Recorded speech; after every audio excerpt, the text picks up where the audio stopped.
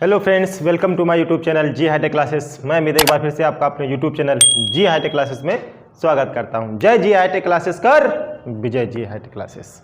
तो आप सभी को पता है कि ये क्लास हमारी शाम 6 बजे लाइव चलती है, ठीक है। टाइम सभी को पता है, मैंने आपको टाइम भी बता रखा है कि ये शाम 6 बजे ये लाइव हमारी क्लास 6 PM चलती है डेली। और इसमें हम आपको पढ़ा रहे हैं हाई स्कूल की भौतिक विज्ञान पार्ट 3। मैंने आपको बताए थे कि बायोलॉजी, केमिस्ट्री और भौतिक विज्ञान।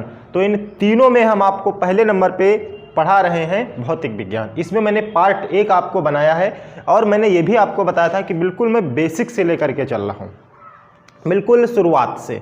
मतलब शुरुआत से समझ लीजिए कि जैसे कि जीरो, बिल्कुल जिसको कुछ भी नहीं आता है। कल मैंने समझाया था आपको प्रकाश के बारे में, थोड़ा सा बात कर लेते हैं। प्रकाश में मैंने कहा था कि सब कुछ तुम्हें इसी क्लास में याद करना है, कि तुम्हें रटने वाली कोई बात ना रहे, कि हर एक चीज़ तुम याद कर लो यहाँ पर, ठीक है। तो हम सबको सब कुछ रटाते हैं इसी क्लास में। आपको बाहर से कुछ याद नहीं करना है, सब कुछ आपको इसी क्लास में रट लेना है। थोड़ा सा रिवीजन कर लेते हैं, कल मैंने क्या क्या पढ़ा था, फिर उसके आगे बात करते हैं। कल मैंने प्रकाश पे बात की थी कि प्रकाश क्या है, इस पे बात की थी। तो प्रकाश मैंने तुमको बताया था कि प्रकाश वह ऊर्जा या माध्यम या साधन है जिससे हमें वस्तुएं स्पष्ट रूप से दिखाई देती। यही तो बात मैंने की थी, इतनी बात हो गई थी।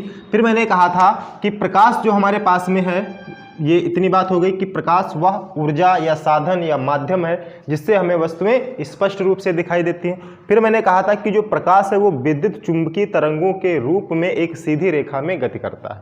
फिर मैंने कहा था कि प्रकाश में प्रदीप्त वस्तुएं होती हैं, प्रदीप्त वस्तुएं बोलो चाहे दीप्त वस्तुएं बोलो, दोनों की बात एक ही होती है। प्रदीप्त वस्तुएं हों चाहे दीप्त वस्तुएं हों, तो वे वस्तुएं जो स्वयं प्रकाश उत्पन्न करती हैं उन्हें दीप्त वस्तुएं कहते हैं। जैसे मैंने कहा था सूर्य है, विद्युत बल्ब है, लालटेन है, मोमबत्ती है, ठीक, ये सब मैंने बताया था। फिर मैंने तुमको बताया था अदीप्त वस्तुओं के बारे में मैंने तुमको बताया था, ठीक है।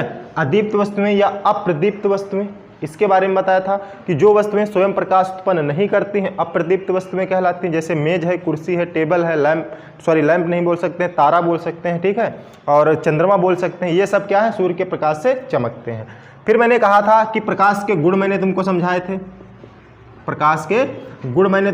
थे, प्रॉपर्टीज प्रकाश के बताई थी कि प्रकाश सीधी रेखा में गमन करता है, प्रकाश की चाल 3 × 10⁸ मीटर प्रति सेकंड निर्वात में होती है, ठीक है। मैंने कहा था कि प्रकाश में व्यतिकरण होता है, प्रकाश में विवर्तन होता है, प्रकाश में ध्रुवण होता है, प्रकाश की तरंगदैर्घ्य 3900 एंगस्ट्रॉम से 7800 एंगस्ट्रॉम के बीच होती है। बहुत सारी बातें मैंने तुमको बताई थी। तो इतना मैंने टॉपिक तुमको कल समझाया था, तो कल वाला मैंने आज फिर से रिवीजन करा दिया है।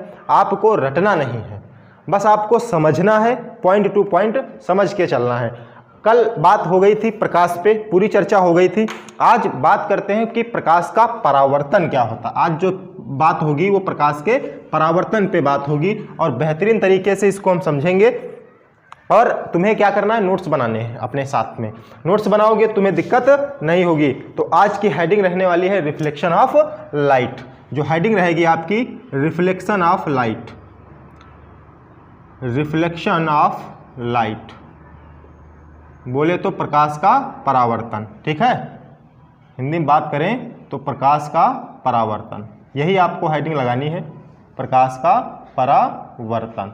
ये आपके पास में हेडिंग रहनी चाहिए।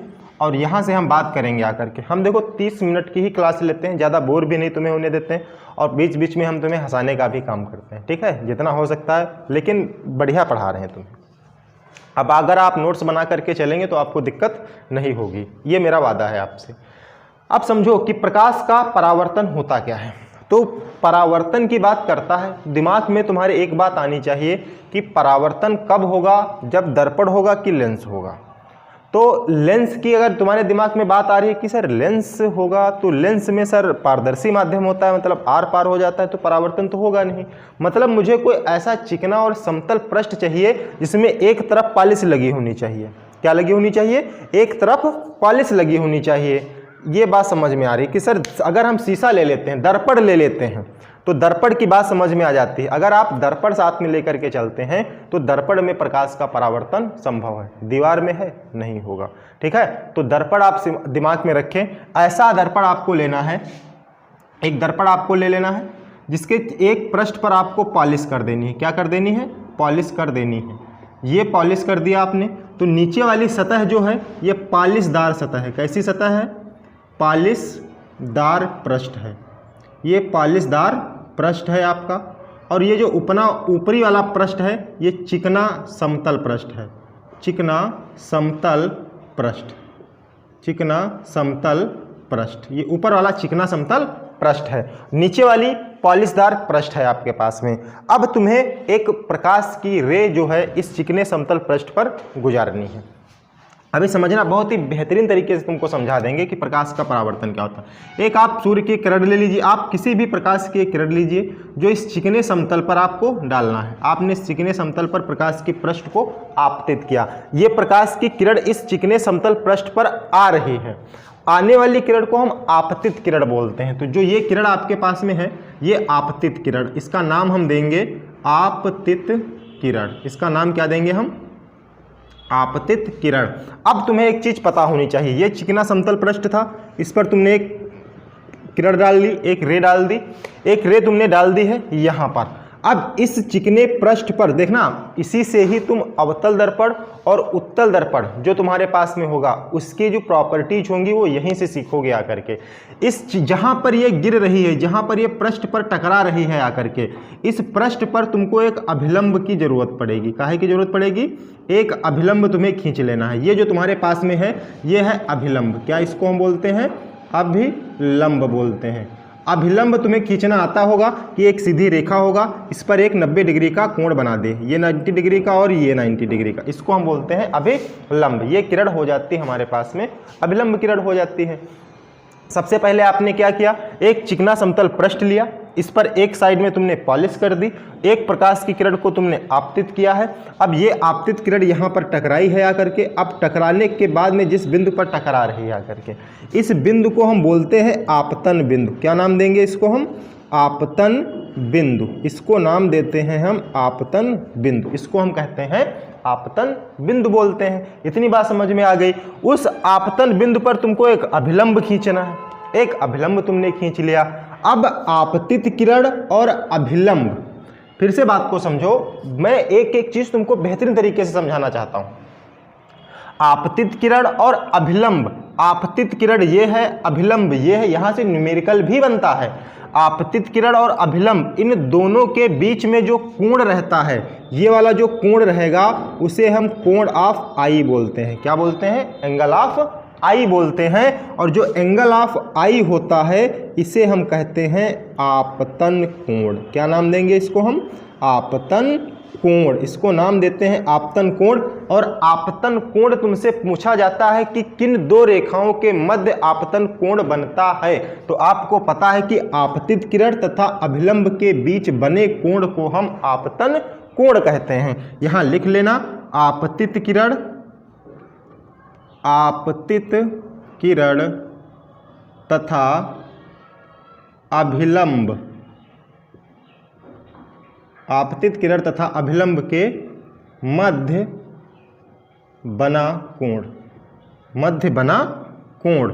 ठीक है, इसको हम बोलते हैं आपतन कोण। इतनी बात समझ में आ गई। जब कोई रे इंसिडेंट हुई है यहाँ से लेकर के यहाँ तक, ये रे इंसिडेंट, इसको अगर हम बोलते हैं तो इसको हम इंग्लिश में इंसिडेंट बोलते हैं। इंसिडेंट रे, इसको हम इंग्लिश में इंसिडेंट बोलते हैं। इसको हम परपेंडिकुलर लाइन बोलते हैं क्योंकि मुझे अभिलंब बनाना होता है। ठीक है, तो ये परपेंडिकुलर होती है हमारे पास में, परपेंडिकुलर, ठीक है, ये परपेंडिकुलर है।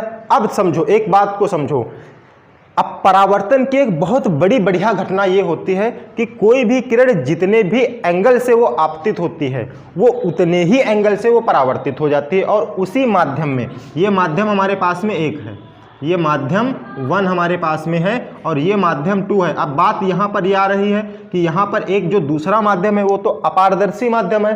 तो अपारदर्शी जब मैंने यहाँ पे पॉलिश कर रखी है तो कोई भी किरण इधर आएगी ही नहीं। तो जो भी बात होगी परावर्तन की वो एक ही माध्यम में होगी। कई चीज़ें मैं तुमको इसमें लेकर के चल रहा हूँ, बहुत सारी चीज़ें मैं तुमको बता रहा हूँ, डीपली बता रहा हूँ कि कभी भी जब भी परावर्तन हो तो माध्यम एक होना चाहिए।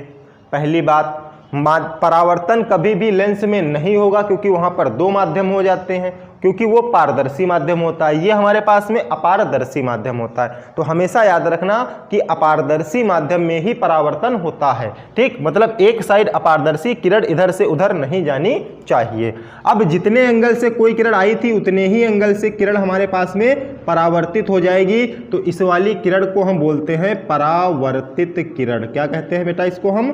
परावर्तित किरण। और इंग्लिश में इसको हम रिफ्लेक्टेड लाइन बोलते हैं, रिफ्लेक्टेड रे बोलते हैं, रिफ्लेक्टेड रे बोलते हैं इसको हम। इसको क्या बोलते हैं? Reflected ray. अब बात आ जाती है कि सर इसके वाले एंगल को हम क्या बोलेंगे? तो परावर्तित किरण है तो परावर्तन के बाद बनी है तो इसको हम एंगल ऑफ आर बोलेंगे, तो इसको हम कहेंगे परावर्तन कोण। क्या बोलेंगे? परावर्तन कोण। तो एंगल ऑफ आर को हम बोलते हैं परावर्तन कोण। क्या नाम देंगे इसको हम? परावर्तन कोण नाम देंगे। अब बात आ जाती है कि सर अगर पूछ लेता है कि परावर्तन कोण किन दो किरणों के मध्य बनता है, तो अभिलंब ये दिख रहा, ये परावर्तित किरण दिख रही, अभिलंब परावर्तित किरण के बीच बने कोण को हम परावर्तन कोण कहते हैं। तो यहीं पर लिखना है तुम्हें, अभिलंब तथा परावर्तित किरण। परावर्तित, एक एक चीज बिल्कुल नोट करके चलना है। परावर्तित किरण के मध्य बना कोण, के मध्य बना कोण, ठीक। अभिलंब तथा परावर्तित किरण के मध्य बने कोण को हम बोलते हैं परावर्तन कोण। इसे प्रदर्शित करते हैं कोण आर से। इतनी बात किस किस को समझ में आ गई है? इतनी बात समझ में आ गई। सबसे पहले आपको क्या करना है? एक समतल पृष्ठ खींचना है। इस समतल पृष्ठ को खींचना है। इसमें ऊपर वाली पृष्ठ जो होगी वो परावर्तित पृष्ठ, जो चिकना समतल पृष्ठ मैंने लिखा है, और इसको अगर हम दूसरे भी नाम दें तो इसको हम परावर्तित पृष्ठ भी बोलते हैं। क्या बोलते हैं इसको हम? परावर्तित पृष्ठ के भी नाम से जानते हैं इसको हम परावर्तित पृष्ठ से भी नाम से जानते हैं, चिकने समतल पृष्ठ के भी नाम से जानते हैं। नीचे जो परत होगी आपके पास में वो पालिशदार पृष्ठ होगी। सबसे पहले आपको एक किरण इस पर आपतित करवानी है। जो किरण आप आपतित करवाएंगे उसका नाम होगा आपतित किरण। जहां पर आपतित होगी यहां पर तुमको अभिलंब की जरूरत पड़ेगी। एक आपको अभिलंब खींच लेना है। अभिलंब और आपतित किरण के बीच में बने कोण को हम आपतन कोण कहते हैं। जितने एंगल से कोई किरण आती है, अगर मान लो 30 डिग्री से कोई किरण आ रही है तो वो रिफ्लेक्टेड भी होगी 30 डिग्री से ही।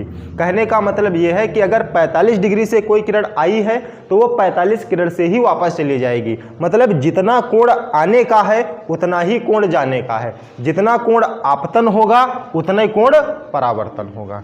फिर अभिलंब और परावर्तित किरण के मध्य बने कोण को हम क्या कहते हैं? परावर्तन कोण कहते हैं। अब तुमसे इसकी पूछता है कि परिभाषा।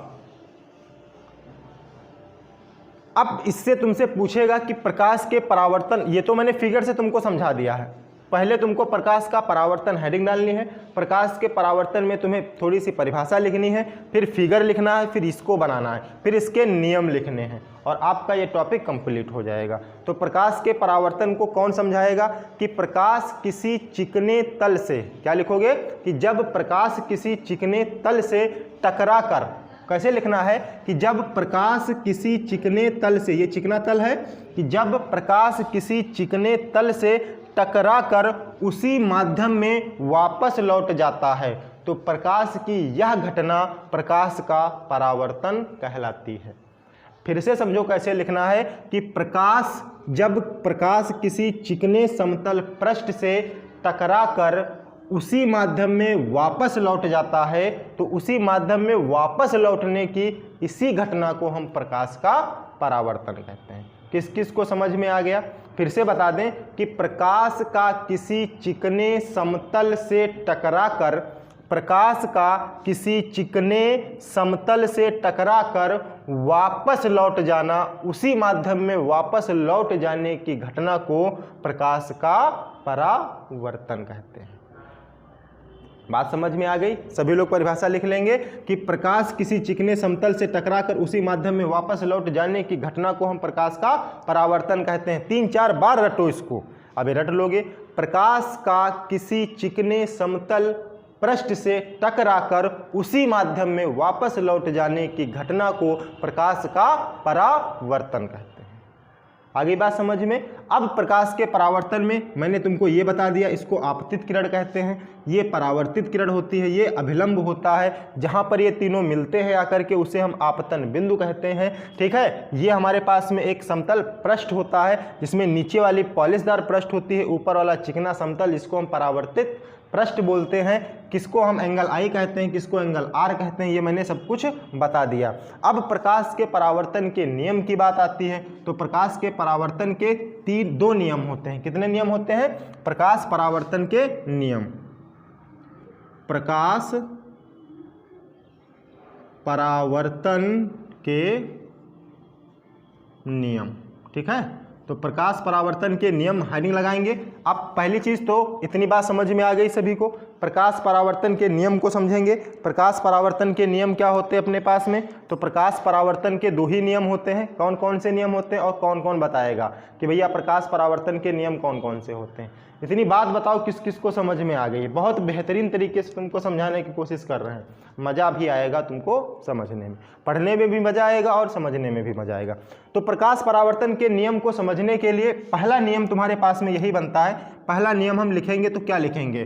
देखो, ये आपतित किरण तुमको दिख रही, ये परावर्तित किरण दिख रही, ये अभिलंब दिख रहा, ये तीनों देखो एक ही तल में है। ये तल बोर्ड वाला ही तो है। अगर हम अभी किसी कॉपी का तल ले लें तो ये कॉपी का ये हाथ ले लें, इस पे कोई आपतित किरण होगी, इसी पे कोई परावर्तित किरण होगी, इसी पे ही तो हमारे पास में अभिलंब होगा।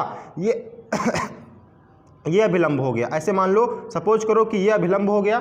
हम सपोज करके तुमको बता रहे हैं, जैसे मान लो कि ये हमारे पास में एक किताब है, ये तल है। ठीक है, बिल्कुल प्रैक्टिकली तुमको बता रहे हैं। ये मान लो हमारे पास में एक तल है, ये एक कॉपी एक किताब है, इसका एक तल हो गया, ये अभिलंब हो गया, ये इसमें क्या हो गया? अभिलंब हो गया। ठीक है, तो ये अभिलंब हो गया, समझने की कोशिश करो। ये अभिलंब हो गया आपके पास में, ये अभिलंब हो गया, अब खड़ा नहीं हो रहा, ये अभिलंब हो गया आपके पास में। इधर वाली किरण जो आ गई वो आपतित किरण हो गई, इधर वाली किरण परावर्तित किरण हो गई, बीच में अभिलंब हो गया। तीनों हैं क्या? तीनों का तल क्या है? तीनों का तल क्या? यही तो तल है। तो तल यही हमारे पास में है, किताब वाला तल। ठीक है, तो तल की जब बात आती है तो आप क्या लिखेंगे? पहला नियम क्या लिखेंगे? आपतित किरण, आपतित किरण, आपतित किरण। फिर क्या है तुम्हारे पास में? परावर्तित किरण, आपतित किरण, परावर्तित किरण। फिर क्या है आपके पास में? अभिलंब। आपतित किरण, परावर्तित किरण तथा अभिलंब, तथा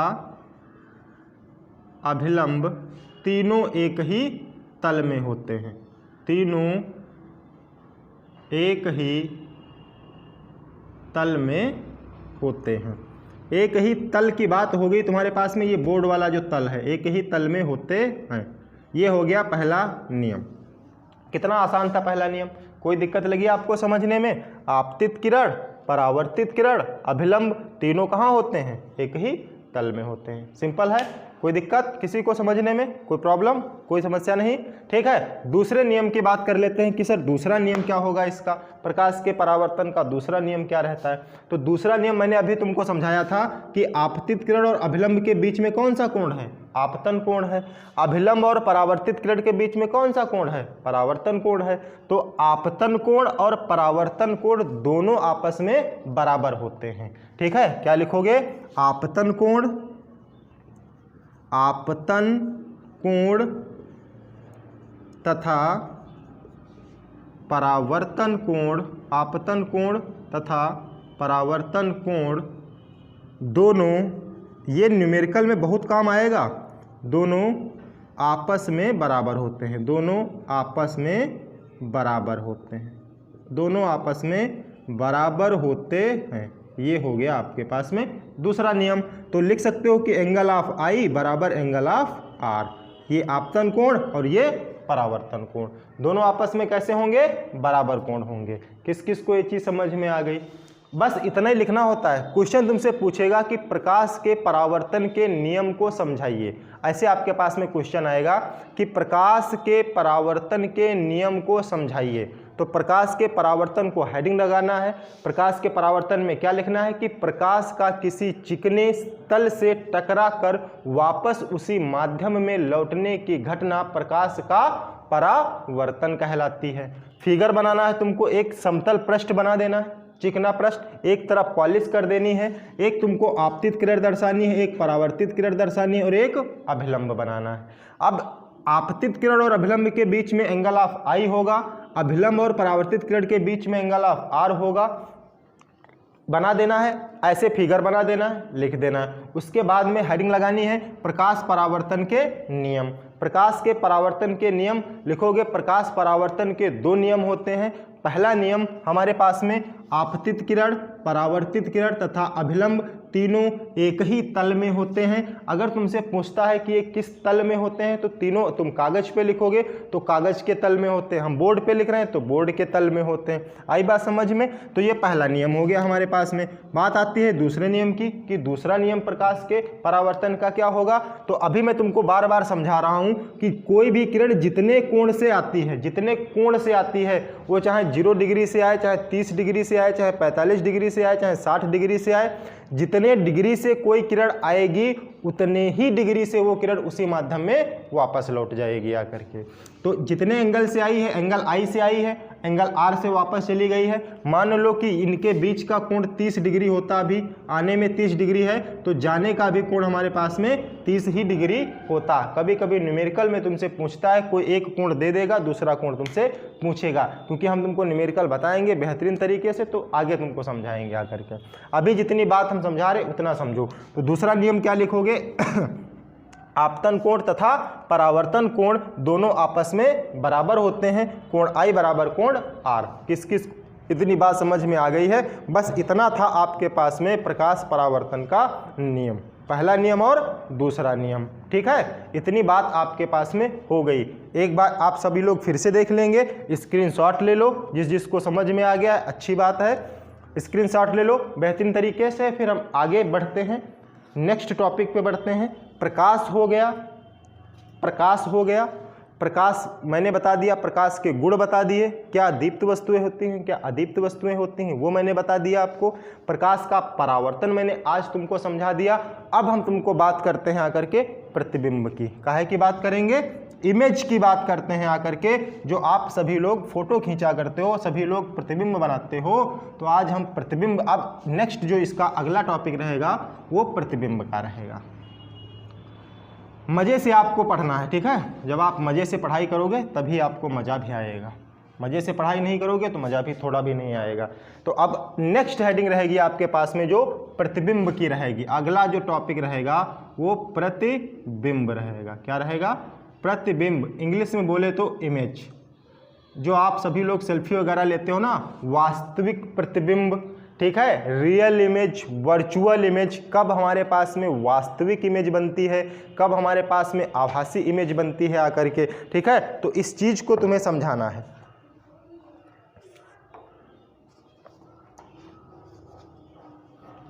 तो सबसे पहले प्रतिबिंब की परिभाषा कौन बताएगा कि प्रतिबिंब क्या होता है? अच्छा, फोटो खींचते हो, इमेज बनाते हो किसी चीज की। मान लो सपोज करो, थोड़ा सा हम बात कर रहे हैं इमेज की। देखो, जैसे हम बात करें कि मान लो कि यहां पर तुम खड़े हुए हो, यहां पर तुम खड़े हुए हो, ये तुम खड़े हुए हो, ठीक है? यहां तुम खड़े हुए हो और यहां किसी का फोन है, ये किसी का फोन है। यहां पर 4-6 कैमरे लगे हुए हैं, आजकल तो फोन इतने गजब के आ ही रहे हैं, ठीक है? ये फोन लिए तुम खड़े हुए हो अपने हाथ में। इधर खड़े हैं छोटू भाई, ठीक है? ये छोटू भाई अपने हाथ में फोन लिए खड़े हुए हैं और ये सेल्फी लेने के बिल्कुल रेडी हैं, ठीक है? बिल्कुल सेल्फी लेने के लिए रेडी हैं, ठीक? बिल्कुल सेल्फी लेने के लिए रेडी हो गए। प्रतिबिंब बनाना है तुमको, इमेज बनानी है। बहुत ही बेहतरीन तरीके से तुमको समझाएंगे कि प्रतिबिंब की परिभाषा आज के बाद नहीं भूलोगे। कौन बताएगा? कमेंट करके बताओ जल्दी से मुझे, मैं तो 1 मिनट का वेट कर रहा हूँ। इमेज की परिभाषा कौन बताएगा? कमेंट करके बताओ।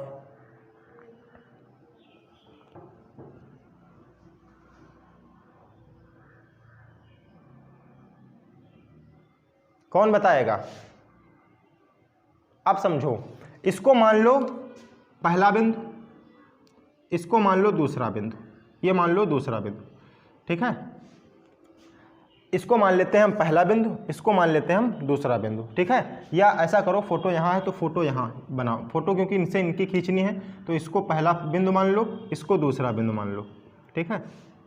देखो एक बात करें, जब आप अपने फ़ोन का बैक कैमरा चलाते हैं, जब फोटो किसी की खींचते हैं, ठीक है, तो वो घटना होती है अपवर्तन की। कौन सी घटना होती है? अपवर्तन की, क्योंकि कैमरे के इधर तुम हो और कैमरे के उस साइड में कोई दूसरा है, तो माध्यम दो हो जाते हैं, तो वो घटना अपवर्तन की होती है। और जब कभी भी आप सेल्फी लेते हैं, क्या लेते हैं? सेल्फी, तो कैमरा भी इधर ही होता है और हम भी इधर ही होते हैं, दोनों का माध्यम कौन सा होता है? एक ही माध्यम होता है। तो प्रतिबिंब बनाने के लिए चाहे परावर्तन की घटना हो और चाहे अपवर्तन की घटना हो, ठीक है। मान लो कि ये कैमरा है, इस कैमरे से जो भी चलेगा तो इस कैमरे का फोकस यहाँ पर पड़ेगा करके, यहाँ पर पड़ेगा करके। अब ये इमेज बनाएगा करके आपके फोटो स्क्रीन में, फिर से यहाँ पर बनाएगा जा करके, बनाएगा कि नहीं बनाएगा? अब समझो, इस कैमरे के इस साइड में तुम खड़े हो तो माध्यम एक ये है, इस कैमरे के इस साइड में दूसरा व्यक्ति खड़ा है तो माध्यम दो है। तो ये जो घटना होगी बैक कैमरे से, वो होगी अपवर्तन की घटना। कौन सी घटना होगी? अपवर्तन की घटना होगी। इस कैमरे से ये फोकस डालेगा इस बिंदु पर, अब ये बिंदु इस पर अपनी इमेज बनाएगा आकर के, ठीक है, इमेज बनाएगा आकर के, तभी तो तुमको इस साइड में फोटो दिखेगी आकर के। तो ये हो गई अपवर्तन की घटना। अब एक चीज मान लो कि एक फोन है आपके पास में, यहाँ पर कैमरा लगा हुआ है, एक फ़ोन आपके पास में, यहाँ पर कैमरा लगा हुआ है और यहाँ पर तुम खड़े हुए हो, ठीक, यहाँ पर तुम खड़े हुए हो। तो अब जो फोटो लोगे, जो सेल्फी वाली होगी, तो इसी बिंदु पर होगी, इसी बिंदु पर आएगी। तो ये बैक तो हुई नहीं आकर के, तो यहाँ एक ही माध्यम होगा, तो ये घटना होगी परावर्तन वाली। कौन सी घटना होगी? परावर्तन वाली घटना होगी। बस इसी बात को तुम्हें समझना है, ठीक है, कि जब प्रकाश की किरणें, क्या लिखोगे, क्या परिभाषा में मैं बताने वाला हूं, समझो। जब प्रकाश की किरणें, जब प्रकाश की किरणें, अब प्रकाश ही तो पड़ता है आकर के आप पे, यहाँ से कैमरे से इस पर प्रकाश पड़ेगा आकर के, ये यहाँ फिर वापस चला आएगा हमारे पास में। तो जब प्रकाश की किरणें वस्तु के किसी बिंदु से, जब प्रकाश की किरणें वस्तु के किसी बिंदु से, किसी बिंदु से, अब समझो, जब प्रकाश की किरणें, जब प्रकाश की किरणें किसी, अब देखो समझो, इस बात को गहराई से समझना, जब प्रकाश की किरणें वस्तु के किसी बिंदु से चलकर, किसी बिंदु से चलकर, किसी बिंदु से चलकर, फिर समझना, किसी बिंदु से चलकर, चाहे परावर्तन के पश्चात मिले और चाहे अपवर्तन के पश्चात मिले, ठीक। ये घटना अभी मैंने तुमको समझा दिया, चाहे अपवर्तन की घटना हो और चाहे परावर्तन की घटना हो। तो जब प्रकाश की किरणें वस्तु के किसी बिंदु से चलकर, वस्तु से चलकर परावर्तन के पश्चात, परावर्तन के पश्चात, परावर्तन के पश्चात तथा अपवर्तन के पश्चात, यहां पर लिख देते हैं तथा अपवर्तन के पश्चात, चाहे परावर्तन हो और चाहे क्या हो हमारे पास में, अपवर्तन हो, चाहे परावर्तन हो चाहे अपवर्तन हो, किसी दूसरे, परावर्तन तथा अपवर्तन के पश्चात किसी दूसरे बिंदु पर, मार्कर हल्का है क्या, किसी दूसरे बिंदु पर जाकर मिलती हैं, किसी दूसरे बिंदु पर जाकर मिलती हैं, चाहे जाकर मिले और चाहे मिलती हुई प्रतीत हों, ठीक। क्या कह रहा हूं कि जब प्रकाश की किरणें वस्तु के किसी बिंदु से चलकर परावर्तन के पश्चात तथा अपवर्तन के पश्चात किसी दूसरे बिंदु पर जाकर मिलती हैं या मिलती हुई प्रतीत होती हैं, या मिलती हुई प्रतीत होती हैं, मिलती हुई प्रतीत होती हैं। और जब मिलती हुई प्रतीत होंगी, मिलती हुई प्रतीत होती हैं, तो अब थोड़ा इंक डाल लेते हैं, मार्कर हल्का है, मज़ा नहीं आ रहा है। मिलती हुई प्रतीत होती हैं, तो इस दूसरे बिंदु को, तो इस दूसरे बिंदु को पहले बिंदु का इस दूसरे बिंदु को पहले बिंदु का क्या बोलते हैं? क्या बोलते हैं? प्रतिबिंब। बिंदु का प्रतिबिंब कहते हैं, प्रतिबिंब कहते हैं। बात को समझो आप गहराई से, मैंने परिभाषा भी लिख दी है, अब बात को तुम गहराई से समझना, बहुत ही बेहतरीन तरीके से तुमको समझा देते हैं। मैंने क्या लिखा कि जब प्रकाश की किरणें वस्तु के किसी बिंदु से चलकर, अब इसको हम मान लेते हैं किसी बिंदु से चलकर, ये बिंदु से चलकर यहाँ पर आई, अब चाहे परावर्तन की घटना हो, भाई यही तो वस्तु थी हमारे पास में, यहाँ से चलकर चाहे परावर्तन की घटना हो चाहे अपवर्तन की घटना हो, ठीक है, परावर्तन तथा अपवर्तन के पश्चात इससे चलकर किसी दूसरे बिंदु पर मिलती हैं, किसी दूसरे बिंदु पर जाकर मिलती हैं। पहले बिंदु से निकल करके कहाँ आ रही हैं? दूसरे बिंदु पर। तो पहले बिंदु से निकल करके किसी दूसरे बिंदु पर जाकर मिलती हैं, वो चाहे परावर्तन के पश्चात मिले चाहे अपवर्तन के पश्चात मिलती हैं या मिलती हुई प्रतीत होती हैं। तो दूसरे बिंदु का, देखो यहाँ पर यही बात समझने वाली है, इसी का ही तो प्रतिबिंब बनेगा करके पहले बिंदु पर, बनेगा कि नहीं बनेगा करके। इन्हीं भाई साहब की तो फोटो खींच करके तुम इस कैमरे में ला रहे हो, इन्हीं भाई साहब की फोटो खींच करके तुम कैमरे में ला रहे हो। तो इस दूसरे बिंदु को पहले बिंदु का प्रतिबिंब कहते हैं। आ गई बात समझ में? अब जो किरण वास्तव में मिलती है उसे वास्तविक प्रतिबिंब कहते हैं, और जिस किरण को हम आभास कर लेते हैं कि हाँ यहाँ पर होगा, जैसे भूत कल्पना कर लेते हो कि हमारे पीछे घर में, अब जैसे रात में तुम अकेले हो, ठीक है, कभी भी रात में तुम अकेले हो और तुम्हें अकेले होने का बहुत डर सता रहा हो कि आज हम रात में अकेले हैं, कैसे हमारी रात कटेगी, नींद, अब मतलब बड़े बहुत ख्याल आया करते तुम्हारे दिमाग में। तो बस तुम एक बार अपने मन में सोच लो कि मेरे घर में भूत रहता है। आपको अकेले रहने का पूरी रात डर सताएगा ही नहीं। सताएगा डर? नहीं सताएगा। आपको हमेशा आभास रहेगा कि मेरे पीछे कोई है, मेरे पीछे कोई है। पूरी रात आप ऐसे ही काट देंगे आकर के, आपकी नींद पूरी उचट जाएगी, ठीक है। आप कभी अकेले रहने का दर्द नहीं सह पाएंगे, अकेले नहीं रहेंगे। पूरी रात आप लोग, आपके पास में एक भूत रहेगा। आपने कल्पना कर लिया, आपने वर्चुअल इमेज दिमाग में बना ली है कि मेरे घर में कोई एक भूत है, वो आभासी प्रतिबिंब है। और जिस चीज़ को आप रियल देखते हैं, जैसे घर में माता पिता भाई बहन ये सब लोग रहते हैं, तो ये हमारे पास में रियल इमेज है कि हाँ ये वास्तव में हमें दिखाई देते हैं। तो जो चीज़ वास्तविक होती है वो वास्तविक प्रतिबिंब बनाती है, और जिसको हम आभास कर लेते हैं वो वर्चुअल इमेज बना लेती है आकर के। तो यहाँ पर जो किरण वास्तव में मिलती है उसे हम वास्तविक प्रतिबिंब कहते हैं। ऐसे तुमको दर्पण में बनाने भी हैं, दर्पण में प्रतिबिंब का निर्माण भी तुमको ऐसे ही करना है कि जो किरण वास्तव में मिलेगी वो वास्तविक प्रतिबिंब बनाएगी, और जो किरण आभास करके हम उसको ज़बरदस्ती पीछे लेकर के जाएंगे वो हमारे पास में आभासी प्रतिबिंब बना लेगी। इतनी बात समझ में आ गई? किस किस को ये चीज़ समझ में आ गई?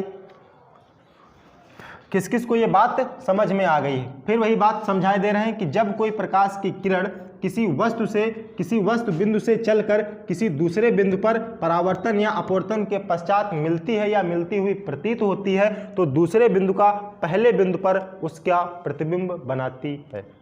प्रतिबिंब दो प्रकार के होते हैं। पहला प्रतिबिंब तुम्हारे पास में वास्तविक प्रतिबिंब होगा। प्रतिबिंब कितने प्रकार के होते हैं? दो प्रकार के, वास्तविक प्रतिबिंब, और दूसरा तुम्हारे पास में होता है आभासी प्रतिबिंब। प्रतिबिंब दो प्रकार के होते हैं, वास्तविक प्रतिबिंब और आभासी प्रतिबिंब। वास्तविक प्रतिबिंब को बोले तो रियल इमेज बोलते हैं, जो वास्तविक इमेज बनाते हो तुम लोग, और आभासी प्रतिबिंब को बोले तो हम वर्चुअल इमेज बोलते हैं। क्या बोलते हैं? वर्चुअल इमेज बोलते हैं, ठीक है। तो वास्तविक प्रतिबिंब कब बनता है, वास्तविक प्रतिबिंब कब बनेगा आकर के, कब बनेगा वास्तविक प्रतिबिंब, कौन हमें बताएगा कि वास्तविक प्रतिबिंब कब बनेगा? जब किसी बिंदु वस्तु से चलने वाली किरणें परावर्तन या अपवर्तन के पश्चात वास्तव में मिलती हुई प्रतीत होती हैं तो हम उसे बोलेंगे वास्तविक प्रतिबिंब। और आभासी प्रतिबिंब हम क्या कहेंगे आकर के कि जब किसी बिंदु वस्तु से चलने वाली किरणें परावर्तन या अपवर्तन के पश्चात वास्तव में नहीं मिलती हैं तो उन्हें हम आभासी प्रतिबिंब बोल देते हैं आकर के। ठीक है, आभासी प्रतिबिंब हमेशा दर्पण के पीछे बनेगा। हमेशा ध्यान रखना, जो आभासी प्रतिबिंब होगा वो हमेशा दर्पण के पीछे बनेगा। कहाँ बनेगा? दर्पण के पीछे बनेगा। ये नोट करके आप लिख लेना, इसको आप नोट करके लिख लेना कि जो आभासी प्रतिबिंब होगा वो हमेशा दर्पण के पीछे बनेगा। कहाँ बनेगा? दर्पण के पीछे मिलती हैं। ठीक है, इसमें प्रतिबिंब वस्तु के सापेक्ष सीधा बनता है। ठीक है, इसमें यह भी बात लिख लेना कि प्रतिबिंब के सापेक्ष, समझ लेना, लिखना नहीं है, प्रतिबिंब के सापेक्ष सीधा, प्रतिबिंब के सापेक्ष सीधा बनता है। ये सारी घटनाएं दर्पण में होती हैं, ये प्रतिबिंब बनाना तुमको सिखाएंगे आकर के। ठीक है, इसे पर्दे पर नहीं लिया जा सकता, ये भी ध्यान रखना है तुम्हें। पहला नोट, दूसरा नोट, तीसरा नोट अगर पूछ देता है क्या इसे हम पर्दे पर प्राप्त कर सकते हैं, तो इसे पर्दे पर नहीं लिया जा सकता, नहीं लिया जा सकता। ठीक है, ये बातें आपको ध्यान रखनी है, पर्दे पर इसे नहीं लिया जा सकता है। किस किस को ये बातें समझ में आ गई हैं? ठीक है, और एक बात तुमको बताएं, जो समतल दर्पण होता है, ठीक है, वो चलो अभी तुमको समझाएंगे आकर के। चलो यहाँ समझाए दे रहे हैं कि समतल दर्पण जो तुम्हारे पास में होगा, ये अगर नोट करके लिख लेना, जो समतल दर्पण होता है, समतल दर्पण जो आपके पास में होगा वो सदैव आभासी प्रतिबिंब ही बनाता है। ठीक है, समतल दर्पण सदैव, लिख लेना, ये पूछा जाता है, समतल दर्पण सदैव आभासी प्रतिबिंब बनाता है, सदैव आभासी प्रतिबिंब बनेगा। समतल दर्पण सदैव आभासी प्रतिबिंब बनाता है। ये इतनी बात थी आपके पास में। ठीक है, हमेशा ध्यान रखना, कभी कभी पूछ लेता है ऑब्जेक्टिव में कि समतल दर्पण से प्रतिबिंब का बनता है, कैसा प्रतिबिंब बनता है, तो हमेशा याद रखना कि समतल दर्पण सदैव सदैव आभासी प्रतिबिंब ही बनाएगा। आभासी के अलावा वो कैसा भी प्रतिबिंब नहीं बना सकता है। तो ये बात हो गई आपके पास में, प्रकाश के परावर्तन को समझा दिया, प्रकाश के दो नियम थे वो मैंने तुमको दोनों बता दिए, मैंने तुमको इमेज भी बता दी कि प्रतिबिंब को हम कैसे बनाते हैं, पूरा बेहतरीन तरीके से तुमको बताया कि जब प्रकाश की किरणें किसी वस्तु से चलकर परावर्तन या अपवर्तन के पश्चात किसी दूसरे बिंदु पर जाकर मिलती हैं या मिलती हुई प्रतीत होती हैं तो दूसरे बिंदु का पहले बिंदु पर वो उसका प्रतिबिंब बना लेती हैं। प्रतिबिंब दो प्रकार के होते हैं, वास्तविक प्रतिबिंब और आभासी प्रतिबिंब। वास्तविक प्रतिबिंब जब किसी बिंदु से चलने वाली प्रकाश की किरणें परावर्तन या अपवर्तन के पश्चात किसी बिंदु पर वास्तव में मिलती हैं तो वास्तविक प्रतिबिंब बनाते हैं। और आभासी प्रतिबिंब की बात करें तो जब कोई प्रकाश की किरणें किसी एक बिंदु से चलकर परावर्तन या अपवर्तन के पश्चात वास्तव में नहीं मिलती हैं तो उसे हम आभासी प्रतिबिंब कहते हैं। आभासी प्रतिबिंब हमेशा दर्पण के पीछे बनेगा, प्रतिबिंब के सापेक्ष सीधा रहेगा और पर्दे पर इसको नहीं लिया जा सकता है। समतल दर्पण सदैव आभासी प्रतिबिंब बनाता है। ये बात मैंने तुमको बता दिया है। ठीक है, जो ये रहता है तुम्हारे पास में, अगर ये प्रतिबिंब के सापेक्ष सीधा बनेगा तो वास्तविक प्रतिबिंब जो है वो प्रतिबिंब के सापेक्ष उल्टा बनेगा आकर के। ठीक है, इतनी बात तुमको ध्यान रखनी है। उत्तल हाँ, एक दूसरे को काटने के स्थान पर बनता है, इस पर्दे पर नहीं बनाया जा सकता। ठीक है, इतनी बातें तुम्हारे पास में हो गई।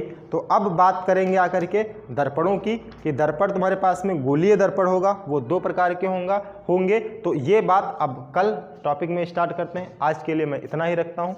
आपको पढ़ना है बेहतरीन ढंग से, मैं बहुत ही बेहतरीन ढंग से पढ़ाने की कोशिश कर रहा हूँ। एक चीज़ मैं तुमको नोट टू नोट लिखा कर चल रहा हूँ कि कौन सी चीज़ को कहाँ पर तुमको कैसे फॉलो करना है। अगर आप ऐसे पढ़ते रहेंगे तो आप साइंस में, मैं फिर कह रहा हूँ कि साइंस 90+ आप स्कोर रखिए अपना।